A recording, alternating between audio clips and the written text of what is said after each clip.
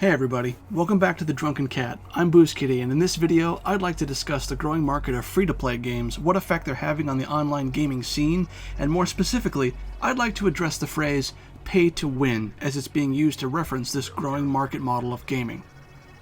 So as I'm sure you're all aware, there's been a rash of free-to-play games offered on the PC, and some are even making their way over to console. Most of these games are being dubbed pay-to-win by a portion of their player base, and I really think that the term is starting to lose meaning. It's almost becoming a meme within the gaming community for all free-to-play games. Now, I take some issue with this, as for the most part, the accusation of a developer offering up their product as a simple dollars to victories machine really cheapens the product. But is this criticism legitimate? To start with, let's look at the economics of the video game industry to get a better idea of what we're dealing with. Now, I understand that this is a multifaceted, complicated issue, but for the sake of brevity, I'm going to simplify things a little bit. The classic model for game release is for developers to produce a complete, self-contained title that players purchase for about $50 and then can play at any time thereafter without further investment. When these titles release, developers will keep a portion of the staff that worked on the game initially, fixing bugs that arise, but generally speaking, content creation is finished. The product is, for the most part, complete, minus DLC or expansion sets. Profits from the game sales are generally directed to the next big product, and a new game is designed and built, and the process repeats itself ad nauseum. Everyone is fairly familiar with this, so I won't expand on it much. This is the classic, tried and true model of game production. Around 1999, subscription models for games began to appear on the market, and through the early 2000s, the MMO genre pushed the monthly subscription model forward. Almost everyone was paying the full retail price for games and then paying again just to be allowed to play the game they already paid for.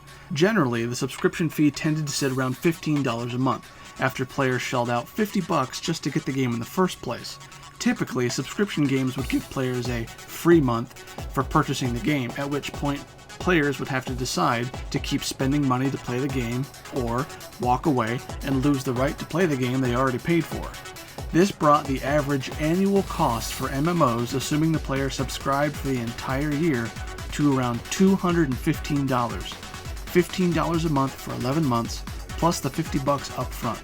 And this is before any microtransactions, DLC, or expansion packs are factored in. Now, aside from salaries and separate game projects, the money spent on these subscription games would go to continually generating content, which keeps people paying the monthly fees, maintaining the server, and running tech support for the paying customer base. The expense was therefore justified, albeit loosely perhaps. More recently, though, some developers are offering free-to-play games, where players have an upfront and potentially lifetime expense minimum of $0, with unfettered access to the game. These fiscal models rely mainly on microtransactions, with a comparatively lesser amount of the subscription fees that more traditional MMO genre games once enjoyed. And here is where players tend to get their collective knickers in a collective bunch. You see, free-to-play games essentially tax the player for convenience rather than necessity. Instead of a paywall for access to the game, players can optionally pay to have their gameplay progression eased in terms of time investment. Basically, players can shell out a few bucks to get the stuff they want faster. In some cases, players willing to part with enough money can get instant access to any amount of content instantly, and this has led to the rise of the term pay to win. But here's where that pejorative term fails to accurately describe this condition, because in most free-to-play games, money in no way equates victory. Using PlanetSide 2 as an example, players can download and play PlanetSide 2 whenever they wish at no cost to themselves. They have complete access to all factions, can unlock and play with all weapons, all vehicles, on all continents whenever they want. The only items strictly behind a paywall are entirely cosmetic and have no bearing on the game mechanics whatsoever. However, new players are given only a small selection of weaponry and equipment, and expanding their personal arsenal requires the player to defeat hostile forces and capture enemy territory for in-game currency to spend. The cost of most items in this currency tends to be quite high, so average players can expect to play for many hours to unlock a single item. Once an item is unlocked, attachments to better augment that item or fit the player's playstyle cost even more of the in-game currency, and the endless cycle of grinding for credits to unlock better gear begins. Or, players can simply hand the developers a bit of cash and get that gear straight away. No grinding, no waiting, instant gratification. On top of that, players can also pay a monthly fee to subscribe to the game, and they get benefits for doing so, like monthly currency stipends or generally faster rates of currency acquisition. This gives the players spending the money more immediate options to choose within the game, as they have more gear and more weapons to play with initially. The non-paying player can access this hardware too, but they will invest significantly more time into the game to do so.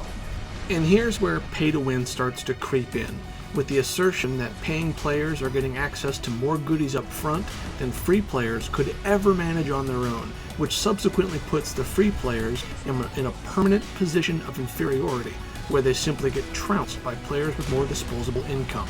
Now, while it's true that actually buying into these games certainly gives players more tools to choose from, it doesn't do anything to make them better at the game, only more flexible. Free players will get everything the paid players have, given enough time. So what this really boils down to is the player's value of their time versus their money. If you value your time, then spend money to get the goodies you want without having to invest as much of your time. If you value your money more, then simply spend more time earning your items in-game and keep your money. Now, of course, there's a percentage of the player base that potentially would spend the money on subscriptions or items in a game, but they simply lack the free cash to do so, and are instead forced to play without any of the paid player benefits. But what some of these players fail to remember is that if they can't spend the average of $15 in microtransactions, then you couldn't spend it on a subscription model either, and they'd be locked out of the game entirely rather than forced to simply invest more time. We'll illustrate this with the financial models of the original PlanetSide versus PlanetSide 2. So the original release of Sony's PlanetSide in 2003 ran on the classic $15 a month subscription model. And this has recently changed, but for a decade, the game required all players to subscribe to get access to the game.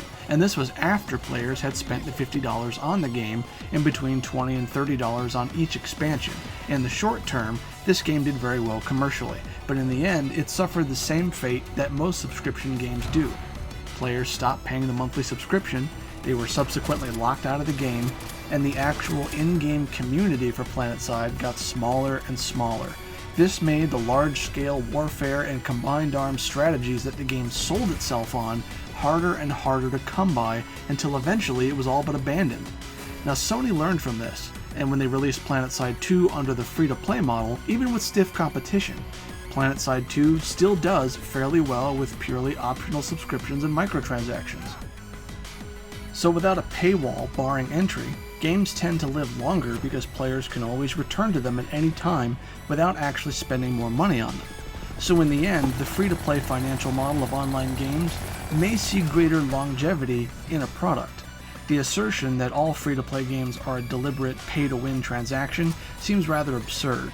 And while there are certainly a few exceptions out there of pretty gross levels of imbalance between free players and subscribed players, one must remember that the video game industry is just that, an industry.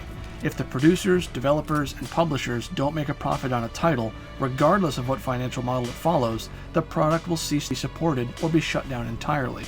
By all means, as a consumer, please vote with your wallet, support the companies and products that you approve of, but don't mistake making a product profitable for a company to produce with a cash grab scam meant to oppress players with little to no income.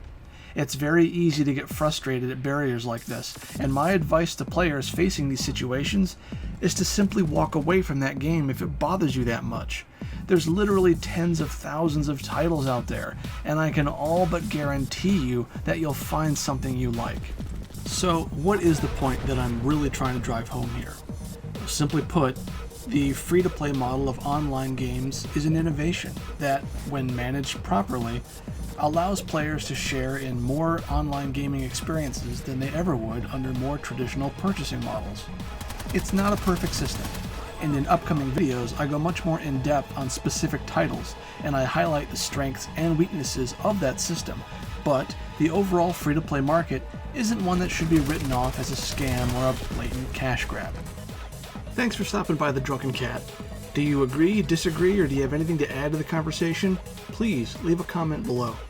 My name is Booze Kitty, and I'll see you all back at spawn.